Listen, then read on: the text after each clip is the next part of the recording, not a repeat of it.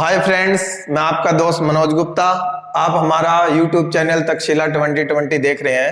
आज हम इकोनॉमिक्स का टॉपिक मैक्रो इकोनॉमिक्स का aggregate demand, aggregate supply, APC, MPC, APS, MPS, investment के बारे में पढ़ेंगे।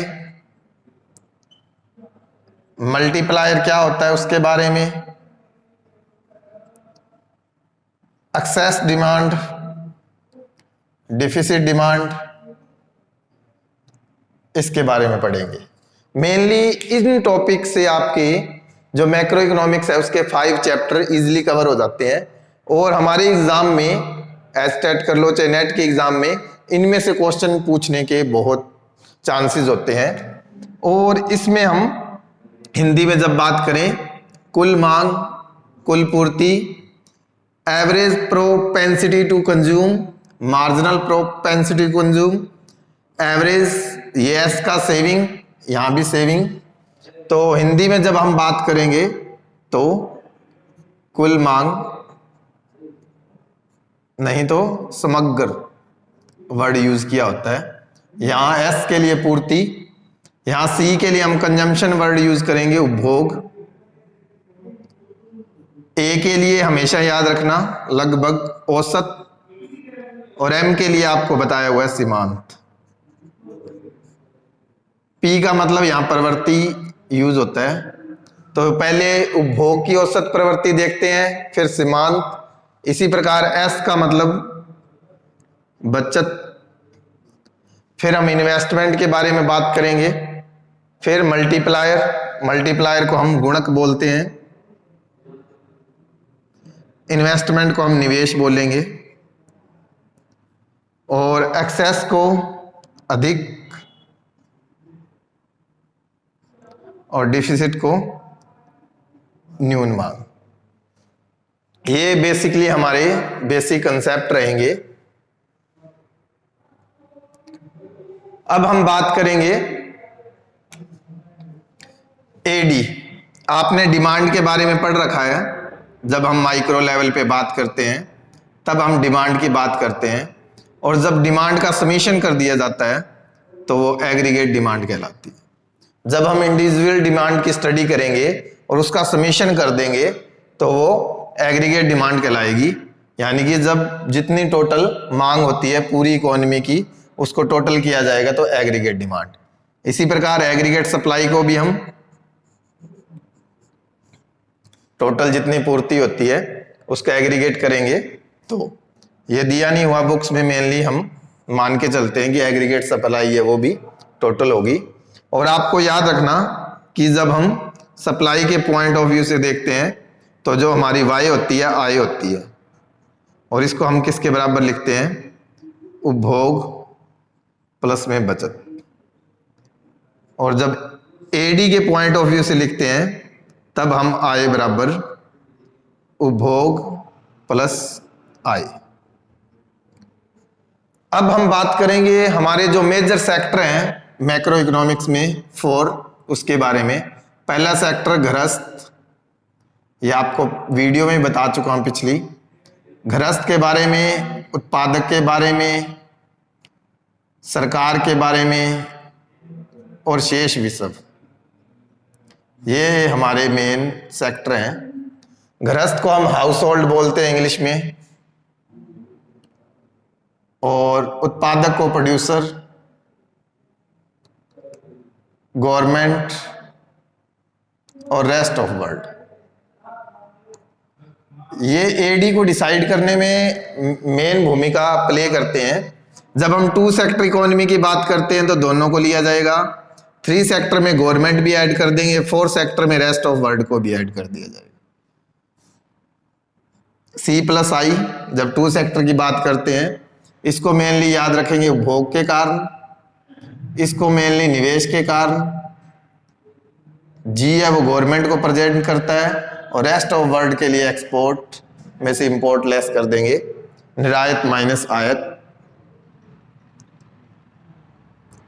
जी और एक्स माइनस है। जब भी हम एक्सपेंडिचर मेथड की बात करते हैं तो आपको ये मेन टर्म है वो रिमेंबर होनी चाहिए, मतलब आपको पता होना चाहिए इसके बारे में, और आप जो एक्सपेंडिचर मेथड है उसको इजीली लिख सकते हैं। जो हमारी पुरानी वीडियो है उसमें एक्सपेंडिचर मेथड के बारे में बताया हुआ है, तब ये बातें आपको बताई थी। क्योंकि ये ऐसी टर्म्स हैं जो बार बार रिपीट होती रहती है 2 सेक्टर में, 3 सेक्टर में, 4 सेक्टर इकोनॉमी में, और यहीं से हमारी जो एग्रीगेट डिमांड है वो निकलती है। लेकिन हमारे जो +2 के में वहां पे ओनली C+I पे ही ज्यादा फोकस किया गया है, इसलिए हम उसके बारे में बात करेंगे। APC आपको बताया था। अब C किस पे डिपेंड होती है? C फंक्शन होता है, और SB यानी कि दोनों Y पे डिपेंड होती है। तो जब हम एवरेज निकालेंगे APC तो ये किस पे डिपेंड है? इसको नीचे C। इसी प्रकार APS, क्योंकि हमेशा याद रखना इन दोनों की वैल्यू है जो हमेशा 1 होती है। जब हम उपभोग को आय से डिवाइड कर देते हैं और बचत को भी आय से डिवाइड कर देते हैं, इसका मतलब है क्या कि लोगों की मेनली उपभोग करने की आदत कितनी है, तो हम उसको देखते हैं इनकम की। और इसी प्रकार बचत की भी आदत को क्या देखेंगे? इनकम, आय के अकॉर्डिंग देखेंगे भी कितनी हमारी आय है और इसका कितना पार्ट हम खर्च कर रहे हैं, उपभोग कर रहे हैं, और कितना पार्ट हम सेविंग में रख रहे हैं। और टोटल की वैल्यू 1 होती है, क्योंकि बहुत बार ये फॉर्मूला पूछा जाता है और वैल्यू निकालने को बोला जाता है। क्योंकि इस चीज का यूज हम गुणक में करते हैं। गुणक में जब हम K बराबर 1 माइनस MPC और MPC की वैल्यू बताएंगे, इसी फॉर्मूले से आपको यानी कि MPC की वैल्यू फाइंड होगी। कैसे? आपको मेनली बताया हुआ है मार्जिनल और इस फॉर्मूले में क्या फर्क होता है? ओनली चेंज का। यहां ओनली आप चेंज का निशान लगा दोगे, यहां ओनली, बस इतना ही फर्क है। जो आप याद रखना, बेसिकली जो इकोनॉमिक्स में मेथड्स हैं उनमें जहां पे A और M दिया हुआ है तो आपने ओनली चेंज का ही सिंबल है वो यूज करना है, बाकी मेथड वो सेम रहेगा। और इससे आप इजीली क्या कर सकते हो? औसत है जो एवरेज है उसको सीमांत में कन्वर्ट कर सकते हैं, एवरेज का जो मेथड है उसको मार्जिनल में। इसी प्रकार APS है S = Y, MPS है उसको हम डेल्टा X डेल्टा Y, वो भी हम चेंज के अकॉर्डिंग देखेंगे। जो हमारा फॉर्मूला है APS का उसमें क्या है? ओनली चेंज का निशान लगा देंगे, और इन दोनों की वैल्यू भी हमेशा 1 रहती है, और इसलिए 1 माइनस इसको हम MPS भी लिख सकते हैं। ये हमारा रिलेशनशिप है तीनों का। जब हम मल्टीप्लायर के टॉपिक को करेंगे तब उसमें ये मेथड्स आता है, और इसकी वैल्यू भी बहुत बार पूछी जाती है। नेट में कर लो, HTET के एग्जाम में कर लो, और जो 1-1 नंबर के आपके इस बार छोटे क्वेश्चन आएंगे उनमें भी बहुत चांसेस है कि इनमें से आपको एक क्वेश्चन है, 1-2 क्वेश्चन आराम से मिलेंगे, इसलिए ये आपके लिए मेन है। और इन्वेस्टमेंट के बारे में भी जब आई को लिखते हैं हम चेंज इन कैपिटल लिखते हैं डेल्टा K से, और जब इन्वेस्टमेंट को करते हैं तो 2 पार्ट में करते हैं। एक हम करेंगे ऑटोनोमियस, स्वचालित निवेश बोलते हैं, और एक होता है इंड्यूस, इसको हम बोलते हैं स्वचालित, और इसको बोलते हैं हम प्रेरित। जो ऑटोनोमियस इन्वेस्टमेंट की बात करेंगे स्वचालित की, वो तो मिनिमम है कि आपने मान लो कोई काम करना है, कोई शॉप ओपन करनी है, तो मिनिमम जितनी रिक्वायरमेंट चाहिए वो ऑटोनोमियस है, मतलब जिसके बिना काम नहीं चल सकता। मान लो कि आपको 1 लाख तो मिनिमम चाहिए, वो ऑटोनोमियस है। इसका प्रॉफिट से कोई लिंक नहीं होता, इनकम से। इनकम बढ़ती है तो इस पर कोई इफेक्ट नहीं पड़ता। लेकिन इंड्यूस का जो प्रेरित का है उसका इनकम के अकॉर्डिंग क्या है? इफेक्ट पड़ेगा। जैसे इनकम बढ़ेगी वैसे ही अपनी इन्वेस्टमेंट भी बढ़ती जाएगी। ये हम प्रेरित बोलते हैं, नाम से पता चल रहा है, जो हमें प्रेरणा देता है। और प्रेरणा क्या देगा आपको? इनकम। जैसे जैसे इनकम बढ़ती जाएगी आपकी इन्वेस्टमेंट भी बढ़ती जाएगी। तो ये हम इसमें करेंगे। अब आ जाते हैं हम एक्सेस और डिफिसिट डिमांड पे। एक्सेस डिमांड नाम से ही पता चल रहा है डिमांड ज्यादा है, तो डिमांड को हम किसके कंपैरिजन में देखते हैं? सप्लाई के। और डिफिसिट में यहां पे हम AD और AS की बात करेंगे, क्योंकि हम एग्रीगेट की बात कर रहे हैं, इसमें अपोजिट हो जाएगा। और इनको ही यानी कि दूर करने के लिए प्रॉब्लम्स को, एक्सेस और डिफिसिट डिमांड की प्रॉब्लम को दूर करने के लिए ही 3 पॉलिसीज है उसका सहारा लिया जाता है, मेनली मॉनेटरी,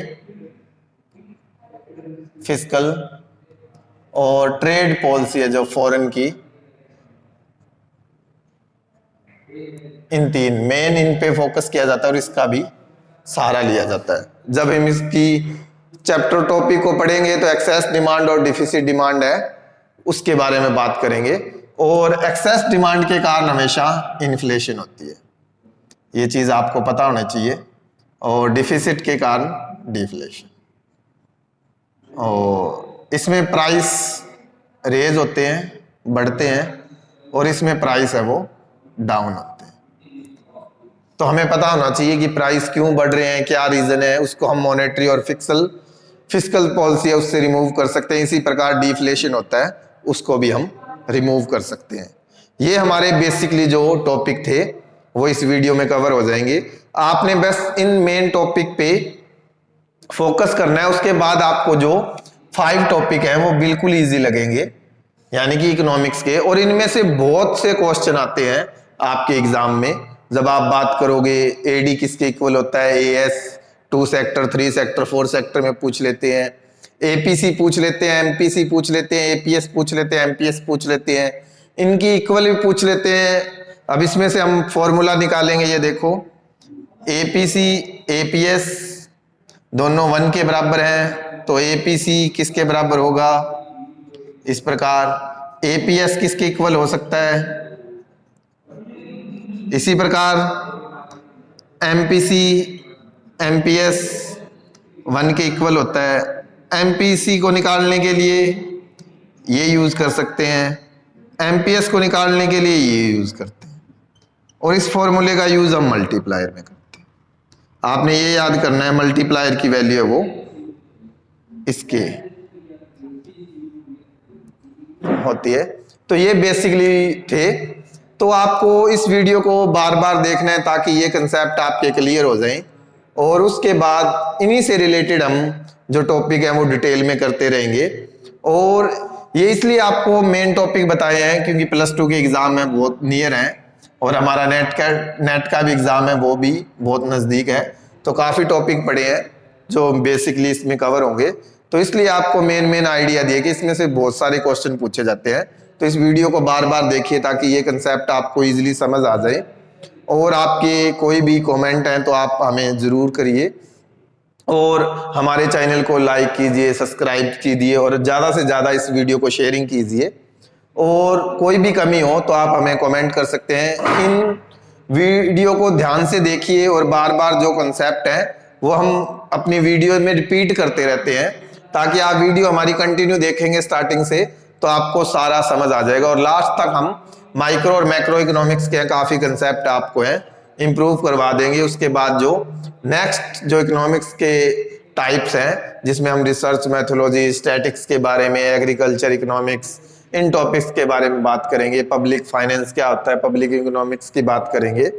तो वीडियो को देखने के लिए आपका धन्यवाद।